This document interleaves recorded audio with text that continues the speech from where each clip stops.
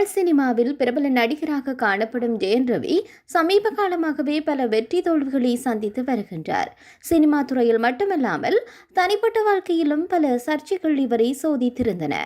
இதுவரையில் எந்த ஒரு கிசுகிசு தகவலும் சிக்காத ஒரு நடிகராக ஜெயம் ரவி காணப்பட்டார். ஆனாலும் சமீபத்தில் திடீரென தன்னுடைய காதல் மனைவி ஆர்த்தியை விவாகரத்து பண்ணுவதாக அறிவித்தார். ஜெயம் ரவி அறிவித்த விவாகரத்து வழக்கு தொடர்பான மனு விசாரணை இறுதியாக நடைபெற்ற போது அவருக்கும் ஆர்த்திக்கும் இடையில் 1 மணி நேர பேச்சுவார்த்தை இடம்பெற்றுள்ளது. எனினும் இதற்கான முழுமையான தீர்ப்பு இன்னும் வழங்கப்படவில்லை.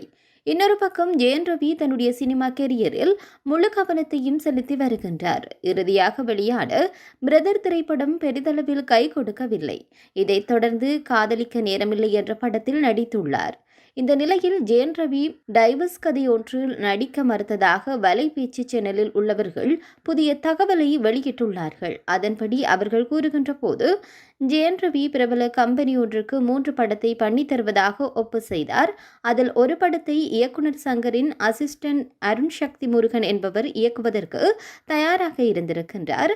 அந்த படத்தில் ஜெயம் ரவி நடிப்பதாக இருந்தது. ஆனால் தற்போது அவர் நடிக்கவில்லை என்ற முடிவை எடுத்திருக்கின்றாராம். ஜெயம் ரவி கதை கேட்கும் படங்களுக்கு முதலில் ஓகே சொன்னாலும் அந்த கதையை இன்னொரு முறை கேட்கும் போது வேண்டாம் என்று மறுத்து விடுவாராம். இது ஏன் என தெரியவில்லையா.